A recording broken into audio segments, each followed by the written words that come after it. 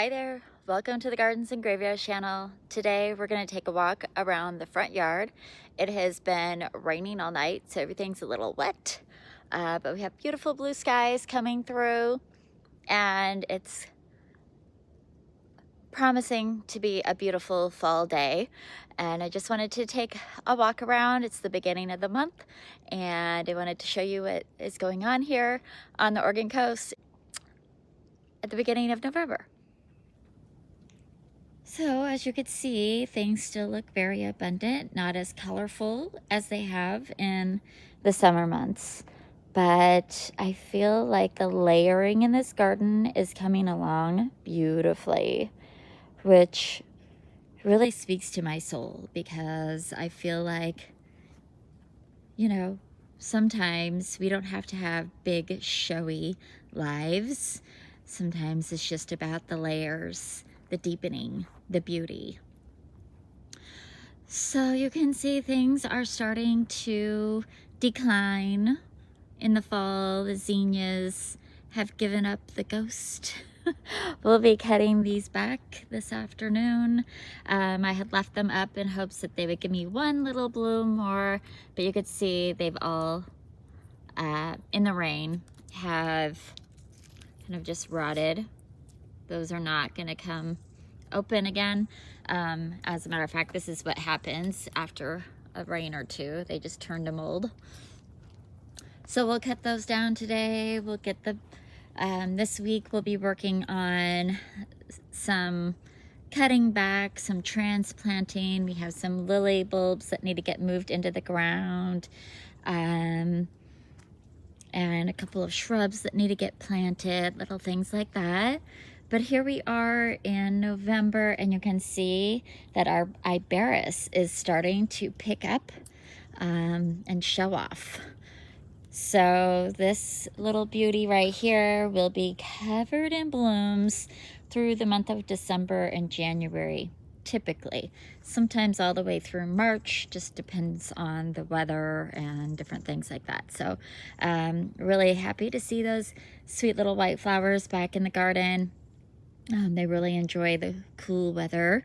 We do have roses. We have roses year-round. So they're not quite as prolific as in the summer, but we do, like, all of these beds will open, and we do typically end up with quite a few.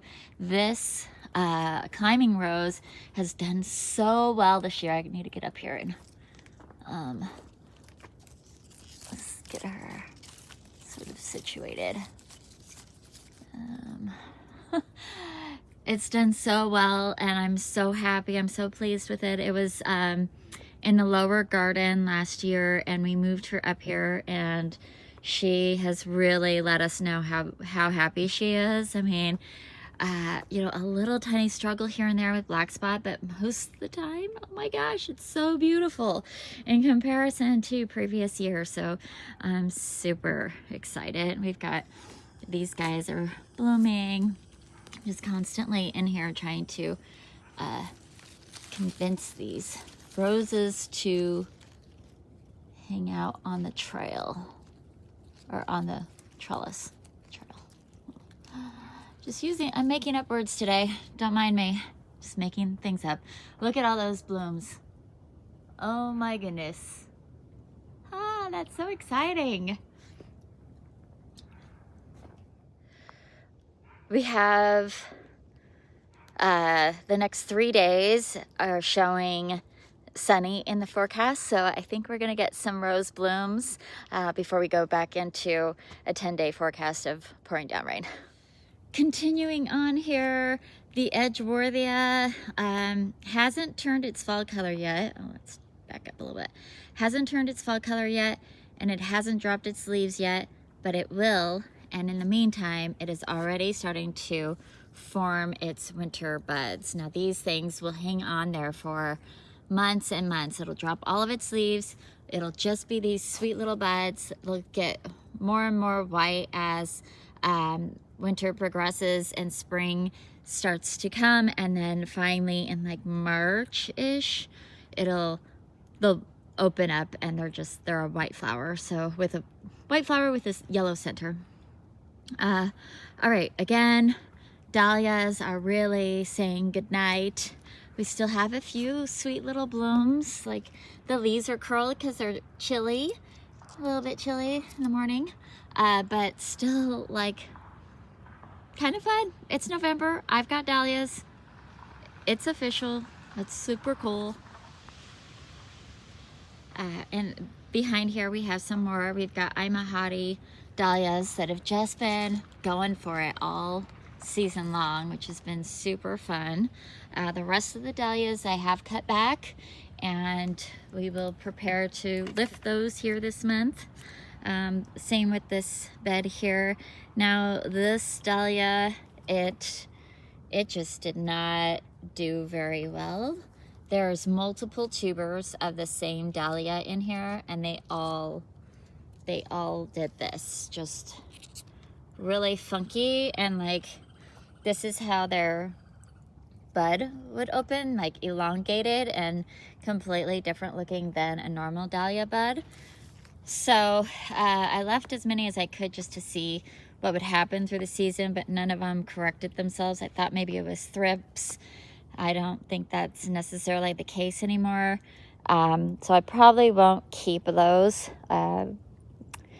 next year. And then we have a couple that I cut back and a couple that never bloomed, so those will just get tossed. And we'll rethink the whole dahlia scheme. All right, well, we recently did a video talking about fall color, so I'm not going to go into a lot of detail about what isn't performing, like this beautiful weeping cherry tree, which is usually like one of my best show off fall foliage plants. So maybe it's because we were a little warmer, a little later in the season. We'll see if she gets a chance to color up later in the month. Moving through here, we still have vermillionaire blooming like crazy. The one in the backyard has so many hummingbirds on it every single day. And you'll see, I'm filming this 2 days before you see it. So we have Halloween, and then we'll take these Halloween decorations down most likely either on Saturday or Sunday. We'll see.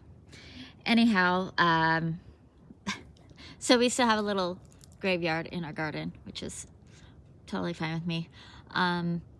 Beautiful fall color on the sumacs, and the fun thing that's arriving in the garden right now is this pineapple sage, and it's just starting to crack color.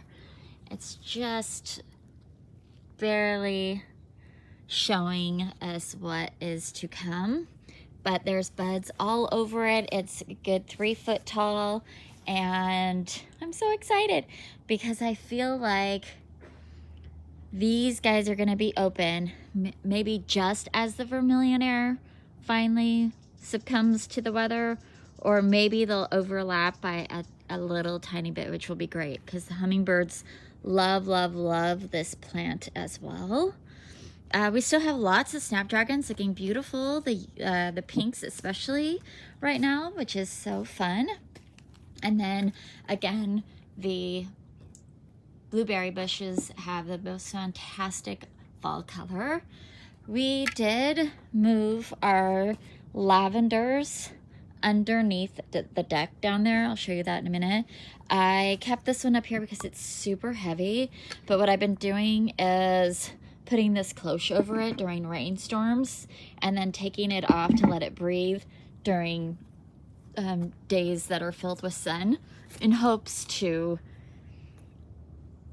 give it the best chance it's got, I guess. Over this way, like, not a whole lot's going on. I showed you the burning bush up there in our fall foliage video, so go back and check that out if you haven't seen it already. We're gonna walk down into the lower garden here, and as you can see, as fall comes through, there's just this little slice of sunshine coming through here, and then it's really just a lot of shade all fall and winter. It's time to get into the medicine garden and really just cut everything back. You could see that the Artemisia, I mean, she's so big and so beautiful, but it's starting to get really leggy and super heavy, and her branches will start snapping if I don't come out here and harvest all this beautiful foliage.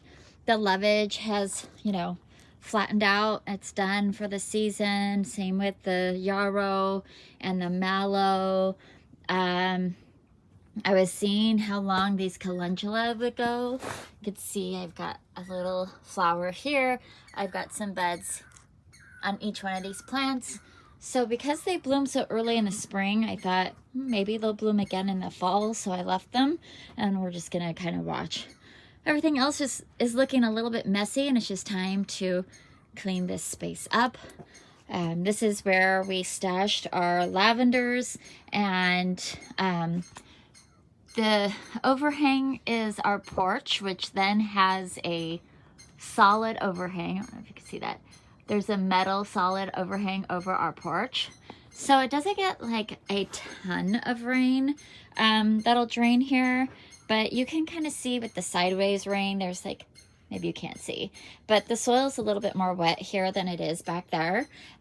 So it does get a little residual rain. We're very humid, which is why I'm trying to protect this space, or protect the lavenders, because they succumb to that crown rot in our garden. So I'm just trying to baby them as much as possible. We'll check them periodically and see if they need water throughout the winter.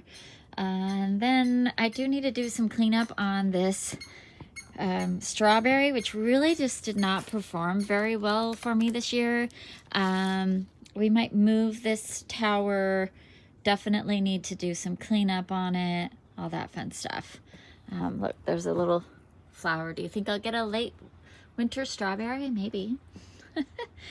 The geranium is all done blooming. There's one little bloom left, so sometimes I get really great fall color on these.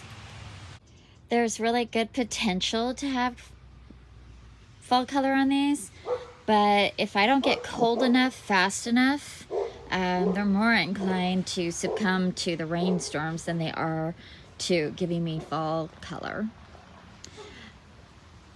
Okay, we'll just keep cruising through here. Not a ton to see. This is the new poison garden area. We haven't done anything in this garden except for building this dead hedge. Oh, you really can't see it in the sunshine. We built this dead hedge this last month, and I did a whole video on it, like why we do dead hedges, what they are, what their purpose is, how they help with wildlife, how they help with composting, all that fun stuff. So if you want to know more about our dead hedge, check out the dead hedge video down below. It'll be in our poison garden playlist, and you can see that getting developed this last month. And then we are planning on doing a couple things here in the poison garden here in the next week or so, so stay tuned. Not a whole lot more going this direction. I'm kind of cutting off our tours, like the backyard lower garden and the front yard garden lower garden, now that it's winter and fall. But real quick, I wanted to show you these things. So these impatiens did pretty well. We had moles come up and disrupt them multiple times, so just to see them here in November is pretty surprising. You can see that their color is pretty low and they're getting very leggy, so we'll be pulling those out here soon. And I'm so happy to report that our peanut butter tree is blooming. Isn't that so sweet? I just love them so much. What's really fun about this plant is these blooms smell like jasmine when the sun hits it, but the leaves, when you rub it and then you smell your fingers, it smells exactly like a brand new jar of peanut butter just got opened up. It's so fun. And these blooms I can see from my studio windows because I can look down on the plant, which is so fun to see those little pink popcorn balls. Oh, and you can see the gunnera is, we've been slowly taking these big giant leaves off as they fail for the winter, and it'll all come back next year. And that is more or less going to do it for today's front yard garden tour. It's just that time of season where we're just getting ready to clear things out, to move things around, and just like hunker down for winter. So there's going to be some transplanting projects, some bulb planting projects that I'll be focused on for this month. And then we'll be doing some mulching so we could put all the beds to sleep, and of course cutting back a lot of perennials. We'll probably do like a combination video that we'll just share with you at the end of the month of all the perennials and annuals that we either cut back or pulled out for the year, and mulched the area so they're all tucked in and tidy for the winter, and a little bit about why I do it that way rather than waiting for spring. So stay tuned for those videos, and if you're interested in any of those before I post it, we've got lots of videos. We have well over 1,000 videos on our channel, so if you just search the Gardens and Graveyards channel, cut back, winter tasks, fall tasks, perennial cutback, perennial takeouts, I don't know. Just search around, you'll probably find something interesting to watch. And then we'll move into winter, and that'll be like a little change in view, because we'll start doing a lot more houseplant planting and playing with, which is just kind of a fun change of scenery, and a lot of dreaming comes out of winter, which I just love. I'm an Aquarius, so I'm very much in my head, very much in the air, and like I love being in that dream space. But it's also why I garden, because sometimes I can stay in that dream space and that headspace a lot more than is productive, than is, sometimes I just get so in my head that it's really good for me to get out in the garden and be grounded and be touching the earth and getting my hands dirty and having something tangible happen, and seeing, like visually actually seeing results, and it's not just in that dream space. I find that really important to create that balance in my life, and I encourage you to create that kind of balance in your own life. And I'd love to hear your tips and tricks. How do you stay out of your head and in your body? In the comments below. Let's have a conversation about that. Thank you so much for hanging out with me in the garden today. And until the next time, keep celebrating your life, and I'll see you soon. Bye.